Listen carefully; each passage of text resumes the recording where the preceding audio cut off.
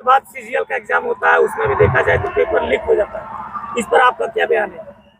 8 साल, हमें तो 10 साल लगता है। 8 साल कहाँ, 2014 में एग्जाम हुआ। पहला देखिए सीजीएल झारखंड अलग हुए, आज हो गया 24 साल। और सीजीएल का एग्जाम पहली बार हुआ 2012 में। 2012 के बाद में 2014 में, और 2014 के बाद 2024 तक हो भी नहीं किया। तो 8 साल कैसे हुआ, 10 साल हो गया ना। तो 2014 में फॉर्म होने के बाद 15 में फिर से आया, फॉर्म भराया। फॉर्म भराने के बाद हुआ 2016 में एग्जाम हुआ, रद्द हो गया। फिर उसी फॉर्म को 2019 में निकाला गया रघुवर दास की सरकार में। रघुवर दास ने चुनाव के टाइम में, जब नवंबर में चुनाव था तो अक्टूबर में उसने फॉर्म निकाल दिया अपना रोटी सेकने के लिए। 2019 में वो चुनाव वो एग्जाम नहीं हो पाया, और जब एग्जाम नहीं हो गया सरकार बदल गई। फिर वो हेमंत सोरेन की सरकार आई 2022 में, उसी फॉर्म को निकाले जो सीजीएल 2019 में निकला था, उसी को 2022 में निकाले। फिर किसी कारण से रद्द कर दिया गया, और फिर 2023 में निकाला गया, फिर उसी फॉर्म को भरा गया। यानी एक फॉर्म को कंप्लीट करने में, एक सीजीएल को कंप्लीट करने में 4 बार फॉर्म को भराया गया, 4 बार फॉर्म को भराया गया, 4 बार रद्द किया गया। उसके बाद ये 2024 में हुआ, और 2024 में देखते हैं कि 28 तारीख को था, 28 जनवरी 2024 को, और पेपर लीक हो गया।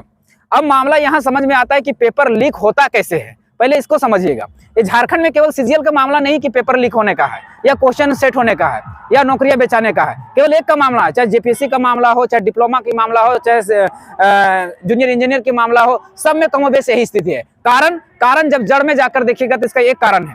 देखिए, हमारा जो जेएसएससी कार्यालय है या जेपीएससी कार्यालय, जेएसएससी कार्यालय में जो अभी 32 कर्मचारी काम कर रहे हैं, उसमें से 32 कर्मचारी में एक सदस्य, एक अध्यक्ष है, और 3 सदस्य होते हैं, लेकिन वहां पर एक ही सदस्य है। आने टोटल 32 कर्मचारी, 32 कर्मचारी के भरोसे 7.5 लाख स्टूडेंट है। अब 7.5 लाख स्टूडेंट 32 कर्मचारी कैसे हैंडल करेंगे? वो क्या करती है, सरकार कोई भी एग्जाम को कंडक्ट करवाने के लिए खुद से कंडक्ट नहीं करती है, वो एग्जाम एजेंसी को देती है, मतलब सरकार कंडक्ट कराने के लिए। अब क्या है, जेएसएससी के कार्यालय के निर्देशानुसार वो टेंडर निकलता है।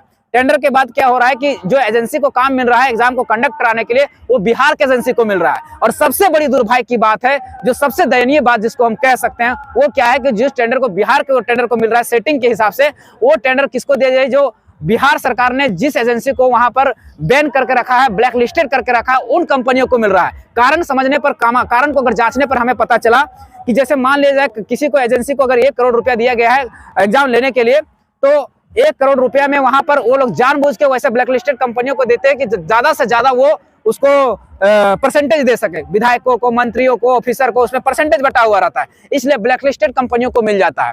अब यहाँ सबसे बड़ी दुर्भाग्य बात है कि अब कंपनी, बाहर के कंपनी, यानी बिहार के, खास करके बिहार के एजेंसी को ही मिलना है। अब बिहार के एजेंसी को मिलेगा तो उसमें एग्जाम को कंडक्ट कराने वाले जितने भी लोग हैं उस एजेंसी में, वो सारे के सारे बिहारी हैं। अब सब सारे के सारे बिहारी रहेंगे तो किसी ना किसी चाचा, मामा, फूफा के लड़के को सेटिंग करवाएंगे। 20 लाख रुपया, 25 लाख रुपया में एग्जाम सेंटर जाने से पहले जो क्वेश्चन पेपर है वो तैयार कहाँ होता है? तो जेरोक्स दुकान में तैयार होता है। जेरोक्स उसका एजेंसी का रहे चाहे जिसी का रहे। अब जेरोक्स को छापने के क्रम में वो पेपर क्या होता है, लीक हो जाता है, आउट हो जाता है, और वो बेच दिया जाता है। इसका ताजा उदाहरण आपका सीजीएल है। अब इस तरह से बिकने के कारण, मान लीजिए आप अशोक महतो है, अशोक महतो को मान लिया जाए 1 लाख रुपया में हम पेपर बेच रहा है, तो अशोक महतो क्यों चाहेगा कि केवल 1 लाख रुपया हम ही भरे? तो अशोक महतो 2 लोगों को और सेटिंग करता है, चाहे अशोक रजक 2 लोगों के और सेटिंग करता है, और 50-50 हजार में उसको क्वेश्चन बैठ देता है। अब क्या होता है, पूरी तरह से क्वेश्चन इस तरह से वायरल हो जाता है। और ये घटना नहीं है, आप जूनियर इंजीनियर का एग्जाम देखे होंगे, जब हुआ और बाद में ये चोरी के कारण रद्द हो गया। आपका जेपीएससी में भी इसी तरह धांधली हुआ था। एक सेंटर से करीब 57 लोग पास हो गए थे, एक क्लास से 57 लोग पास हो गए थे। फिर हम लोगों ने आंदोलन किया, फिर रद्द किया। तो कमोबेश सभी स्थिति यही है। इसलिए अगर इसमें सुधार करना है तो सबसे पहले सर्व जड़ में सुधार करना पड़ेगा। और दूसरी बात यह है कि एग्जाम होने के बाद जो सेटिंग वेटिंग का जो घटना चलता है वो ज्यादातर बिहार से चल रहा है। अभी देखे होंगे अखबारों के माध्यम से, आप लोगों ने देखा होगा कि एक श्याम कुमार नाम का एक लड़का था जो धनबाद में जिसका सेंटर पड़ा था। वो क्या किया था, वो 1,60,000 रुपया में वो दूसरे के बदले एग्जाम देने के लिए आया था। वो बिहार का वो लड़का था, वो बिहार का लड़का था। और जितना भी क्वेश्चन वायरल हुआ, जितना सेटिंग हुआ, ये सारा कहां से रचा गया था? ये सारे एग्जाम माफिया जो बैठे हुए थे, ये चोरी के माफिया बैठे हुए थे, कहां बैठे हुए थे? पटना में बैठे हुए थे, दीघा में बैठे हुए थे। वहां से सारा सेटिंग वेटिंग चल रहा था। वो लोग पटना और दीघा से सारे लड़कों को लेके आते हैं गया में एक बैंकेट हॉल में रुकवाया जाता है। उन लड़कों को क्वेश्चन आंसर रटवाया जाता है। फिर वही माफिया जो है, चोरी वाले जो माफिया हैं, वो फिर रांची की ओर कुछ करते हैं और रांची में फिर उस तरह से धड़ल्ले से कार्यक्रम होता है। तो सबसे पहले ये सरकार को ये जो नकल विरोधी कानून बनाया है, इन नकल विरोधी कानून को साथ हमको नहीं लगता है कि नकल विरोधी कानून जो बनाया गया है ये यहाँ के चोरी को रोकने के लिए बनाएगा। हमें लगता है ये चोरी को रोकने के लिए नहीं, ये आंदोलन को रोकने के लिए बनाया गया था। अगर ऐसा होता तो जो 10 करोड़ का जो जुर्माना है अभी तक क्यों नहीं केस हुआ, उन लोगों पर जांच क्यों नहीं बैठा, क्यों नहीं पकड़ाया, वो एजेंसी को बैन क्यों नहीं किया गया, उस एजेंसी से ऐसी छीन के टेंडर छीन के और दूसरी एजेंसी को क्यों नहीं सौंपा गया। तो सरकार को अगर फेयर करना है, पारदर्शिता एग्जाम में लाना है, तो सबसे पहले क्या करना पड़ेगा, उन एजेंसियों के टेंडर को रोकना पड़ेगा। और हम तो कहते हैं कि सरकार को खुद से कंडक्ट करवाना चाहिए, और कंडक्ट कराने से पहले हम तो सरकार को कहते हैं कि देखिए अभी 2015 में जब फॉर्म भराया था तब 2 लाख मात्र स्टूडेंट थे, आज 2010 साल में कितना 7 लाख स्टूडेंट हो। मैं कहे कि कोई बैरियर ही नहीं है। उस समय रघुवर दास ने 1985 लाख के कम से कम बनियान पहनाने का काम किया था। हम उसका समर्थन नहीं करते हैं, लेकिन कम से कम बनियान पहनाया था। अब इसने क्या कर दिया है, नंगा कर दिया पूरी तरह से। अब नंगा कर दिया तो ठंडा गर्मी बरसात तो लगबे न करेगा।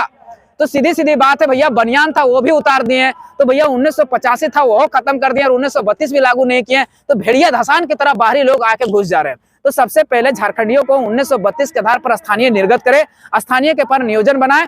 नियोजन उसने मैट्रिक इंटर ही बनाया था रघुवर दास ने, लेकिन मैट्रिक इंटर में भी बहुत सारा बैरिकेडिंग लगा था, बहुत सारा घोरना जो था घोराया था, घोरा गया था। उसके कारण बहुत सारे कम छात्र आए थे, लेकिन देखिए वो बैरिकेडिंग हटा और किस तरह से भेड़िया दसान की तरह लोग घुस गए। तो सबसे पहले सरकार को इस पे कोशिश करना चाहिए कि उस एजेंसी से छीन ले और सरकार खुद से कंडक्ट करवाने का सोचे। जैसे रघुवर दास के कार्यकाल का हम उदाहरण देते हैं, वहां पर दरोगा का वैकेंसी हुआ, पीजीटी का वैकेंसी हुआ, लेकिन वैकेंसी हुआ लेकिन इस तरह से त्रुटियां नहीं हुई, इस तरह से गड़बड़ी नहीं हुई, इस तरह से पेपर लीक नहीं हुआ, इस तरह से सेटिंग वेटिंग नहीं चला था। कम से कम अगर सलाह होगा तो थोड़ा बहुत चला होगा, हम ये नहीं कहते कि नहीं चला होगा, लेकिन इतना नहीं चला था, इतना बड़ा धांधली नहीं है। देखिए एक युवा पीढ़ी जो है, मतलब पूरा झारखंड का एक युवा पीढ़ी जो है, वो 10 साल एक एग्जाम को तैयारी करने में खपा देता है, पूरा जीवन काल में मात्र एक सीजीएल दे पाएगा, एक या दो जेपीएससी दे पाएगा, तो उसका भविष्य कहाँ जाएगा। जो छात्र बैठा हुआ है, जो हर साल जो एग्जाम होना चाहिए 2 सालों में, 3 सालों में, 4 सालों में, वो सीधे 10 सालों में होगा, तो छात्र कहाँ जाएगा, उसका भविष्य कहाँ जाएगा, सोचने वाला विषय है।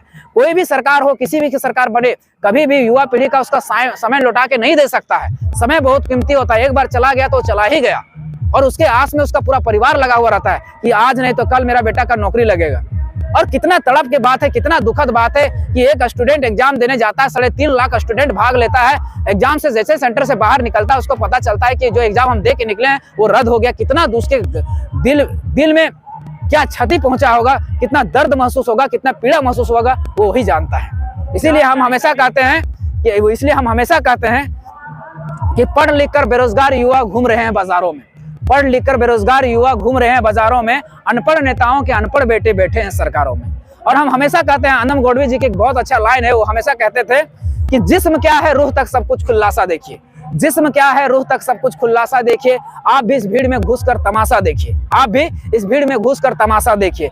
जो बदल सकती थी इस राज्य के मौसम का मिजाज, वो युवा पीढ़ी के बारे में कह रहे हैं कि जो बदल सकती थी इस राज्य के मौसम का मिजाज, उस युवा पीढ़ी के चेहरे का हताशा देखिए, उस युवा पीढ़ी के चेहरे का हताशा देखिए। ये कितनी बात उन्होंने आदम गौड़वी जी ने कब कह के गई थी, और आज कमोबेश आज भी लागू है, कल भी लागू रहेगी अगर सिचुएशन नहीं सुधरती है तो। 4 तारीख का भी एग्जाम देखा जाए तो रद्द कर दिया गया सरकार। नहीं, वो एक्चुअली फेक वायरल हो रहा है, रद्द नहीं अभी किया गया है, लेकिन मेरा मानना है कि जब 28 वाला सेटिंग है तो क्या 4 तारीख वाला सेटिंग नहीं होगा। तो हम तो कहते हैं कि और एक पेपर को ही, थर्ड को क्यों, और पेपर था उसको क्यों रद्द नहीं किया गया, क्यों एक ही पेपर को लीक किया गया था, ऐसा नहीं है। वो पेपर भी तो हम कहते हैं उसको फिर से रद्द किया जाए, और सरकार उस एजेंसी से टेंडर छीन के अपने हाथों में ले और अपने से एग्जाम को कंडक्ट कराए, और जो गोहाल घर को जो बनाया जाता है सेंटर, उस गोहाल घर को ना बनाया जाए। भले एग्जाम को लेने में 15 दिन लग जाए, लेकिन जहां जहां सुविधा है, जहां सीसीटीवी फुटेज के व्यवस्था है, जहां अच्छे से सुचारू रूप से एग्जाम हो सकता है, पारदर्शी रूप से हो सकता है, ट्रांसपेरेंसी रूप से जहां एग्जाम हो सकता है, वहीं कंडक्ट करवाना चाहिए। इतनी बड़ी घटना होती है छात्रों के साथ, और पूरे मीडिया हाउस में भी चल रहा है कि हमारे जो सीएम है अभी छात्रों के साथ खड़े होने बजाय अभी लापता है, इस पर आप क्या कहेंगे? लापता थे, हम कल रात में न्यूज में हम भी सुन रहे थे, लेकिन अभी पता चला कि वो आ गए हैं और कैबिनेट की मीटिंग हो रही है उनकी। हो सकता है सरकार उनको, ईडी ने 10वां समन भेज चुकी थी, 10वां समन में वो 10वें समन में नहीं पहुंचे थे, तो उनको लगा कि ईडी हमारा कुछ नहीं कर पाएगी, लेकिन ईडी का तो पावर, अपना पावर है, उन्होंने सुप्रीम कोर्ट से वारंट बना लिया और उसको अरेस्टिंग का पावर चल रहा है, तो वो सरकार इनकी जाने वाली है। शायद हम ये नहीं कर रहे, सूत्रों के अनुसार सरकार शायद जाने वाली है, उनके पार्टी के नेताओं, आला नेताओं की बातों से ऐसा लगता है, हम नहीं कह रहे हैं। तो आपने लिखा था कि बहुत बड़ा खेला होने वाला हाँ बहुत हम होने वाला झारखंड। खेला में वही है कि शायद सरकार जाने वाली है, तो उसी के चक्कर में फेरबदल हो रहा है, किसको मुख्यमंत्री बनाया जाएगा, किनको बागडोर को सौंपा जाएगा, इस चीज में अभी लगा हुआ है। कैबिनेट की मीटिंग हुई, मेजोरिटी को पेश करना पड़ेगा राज्यपाल के पास, वही खेल चल रहा है। तो आज ईडी के पास वो पेश होंगे और हो सकता है जेल भी जा सकते हैं। झारखंड में लगातार जो आंदोलन हो रहे थे कहीं ना कहीं आप लोग अगुआ साथी थे, सीजीएल में इतना बड़ा घोटाला हो गया, तो आप लोग का अगला स्टेप और प्लान क्या होगा? देखिए, जैसा ही सीजीएल में एग्जाम हुआ, पेपर हमारे पास आया, तो पेपर जैसा ही मेरे पास पहुंचा, हम तुरंत उसमें आवाज उठाने का काम किए। तुरंत हम अपना लाइव सेशन में आए, जो सोशल मीडिया हमारा हथियार है उस पर आए, और जितने भी चीजें प्रूफ है, दस्तावेज हम सारा अपलोड किए हैं, और साथ में वीडियो भी बनाए। और सीजीएल होने से एक दिन पहले भी हम वीडियो बनाए थे, कि हम बोले भी थे, हम फेसबुक में अपना लिखे भी थे कि जिस तरह से गोहाल घर को सेंटर बनाया जा रहा है, ये पेपर लीक होने की संभावना है, और देखिए हो ही गया।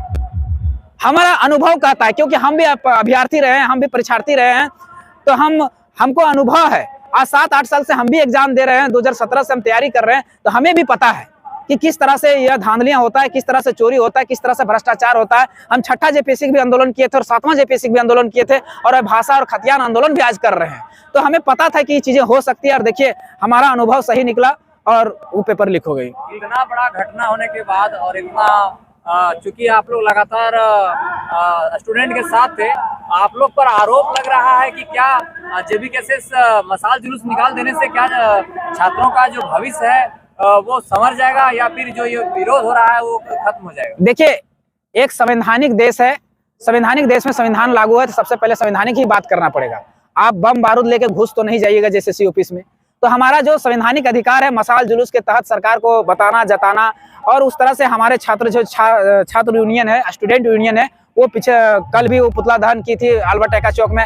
आज कल 31 तारीख को घेराव भी है, यानी कल घेराव भी है। तो हमारा स्टूडेंट यूनियन काम कर रही है। हम लोग छात्रों के साथ पहले भी थे, आज भी है और कल भी रहेंगे, क्योंकि लड़ाई इन छात्रों की है, स्थानीय छात्रों की है, नियोजन छात्रों की है, तो हम लोग लड़ेंगे जरूर। आंदोलन से उपज है आप लोगों की, तो आंदोलन करना लोग चाहते हैं कि आंदोलन हो और जो के साथ खेला हो रहा है उस पर रोक लगे। तो देख, खेला होने की जहां तक बात है कि हम लोग कब नहीं चाह रहे हैं, हम लोग तो झारखंड के छात्र के हित में ही चाह रहे हैं। अगर झारखंड के छात्र के हित में नहीं चाहते, देखिए रघुवर दास हम उसका समर्थन पूरी तरह से नहीं करते। अभी ध्यान से सुनिएगा, ऐसा नहीं कि हमको कुछ भी उल्टा पलटा फंसा दीजिएगा, लेकिन हम कह रहे हैं रघुवर दास ने बहुत अच्छा नहीं किया था, लेकिन कुछ अच्छा किया था। जैसे उन्होंने 1985 को लाकर एक झारखंडियों को परिभाषित करने का काम किया, और मैट्रिक इंटर का नियोजन नीति लाया, और उसके बाद स्थानीय जाति बनाने के बाद उसमें क्या किया कि जब भी आप फॉर्म भरते तो फॉर्म भरने से पहले आपको स्थानीय जाति का जो रजिस्ट्रेशन नंबर होता है उसको मांगता था। तो स्थानीय और जाति का जिसका रजिस्ट्रेशन नंबर रहता था वही वहां फॉर्म भर सकता था। अभी क्या है कि ये जो हेमंत सोरेन की सरकार है, इसमें पूरी तरह से ओपन कर दिया है, किसी तरह का रजिस्ट्रेशन नंबर नहीं मांगा जा रहा है। इसलिए क्या हो रहा है कि धड़ल्ले से यूपी के, बिहार के, बंगाल के, उड़ीसा के, झारखंड के अन्य कोनों से लोग आ रहे हैं और धड़ल्ले से फॉर्म भर रहे हैं। उनका कहना है कि जातीय स्थानीय तब ना मांगेगा जब हम एग्जाम निकालेंगे। तो भैया जातीय स्थानीय बाद में वो दे पाएगा कि नहीं दे पाएगा, लेकिन हक तो मार ले रहा है ना। मान लिया एग्जाम निकाल लिया तो किसी न किसी झारखंडी का हक मारा, और बाद में तो सेटिंग वेटिंग से तो यहाँ बन ही जा रहा है। अभी देखे होंगे कि नेतरहाट विद्यालय का जो घटना हुआ, उसमें 26 को छात्र जो है वो बाहर के, बिहार के घुस गए। तो उसमें जब हम पता करने गए था, 26 में 17 छात्र घुसे, तो 26 में 17 छात्र घुस गए, तो 17 छात्र के ना तो वहाँ स्थानीय था, ना तो यहाँ से पढ़े थे।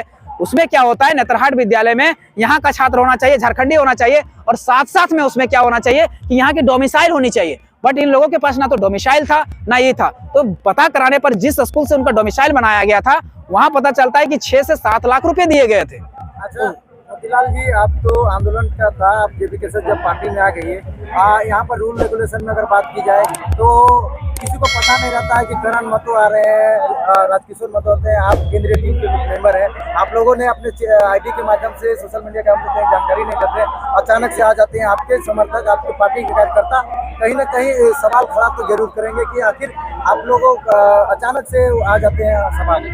नहीं, ये गलत बात है। आपको जानकारी नहीं है, आप मीडिया बंधु हैं, आप पहले जानकारी जुटा लीजिएगा। आप आधा अधूरा जानकारी में, हमें बाकायदा जिस दिन डेट लिया गया था उस दिन यहाँ के कमेटी की टीम गई थी, और कमेटी की टीम जिस दिन टूसू पर्व था उस दिन हमें निमंत्रण देके आई थी। तो हमें तो जानकारी थी, बाकी का हमें नहीं पता। उन्होंने हमें निमंत्रण दिया था, बाकायदा बुलाया था भी, और जो टीम के लड़के हैं वो 5-7 लोग बार हमें फोन किया गया है। दादा, जेबीकेएसएस में जो करण महतो और राजकिशोर महतो आ गए हैं सभा में, जनता देखिए, जानना चाहेगी, जो लोग आप पता नहीं, वो तो देखिए वो हमसे सवाल करने वाली बात नहीं है, वो सवाल आप कमेटी से करना है। आप गलत जगह पे सवाल कर रहे हैं। कमेटी से सवाल करना बनता था आपको, क्योंकि कमेटी ऑर्गेनाइज कर रही है। हम वहां जाके कब माइक देगा, कभी हम बोलेंगे कि नहीं बोलेंगे, कमेटी डिसाइड करती है। हम भी बहुत जगह नहीं बोलते और चले आते हैं, क्योंकि कमेटी डिसाइड करती है कि किसको बोलना है, किसको नहीं बोलना है। जेबी केसेस कोई भी पार्टी का हो, अगर हमारे आपकी सभा में आती है तो उनको सम्मान करती है। नहीं, देखिए कमेटी डिसाइड करती है कि किसको बोलना है, किसको नहीं बोलना है, मेरे हाथ में नहीं है वो।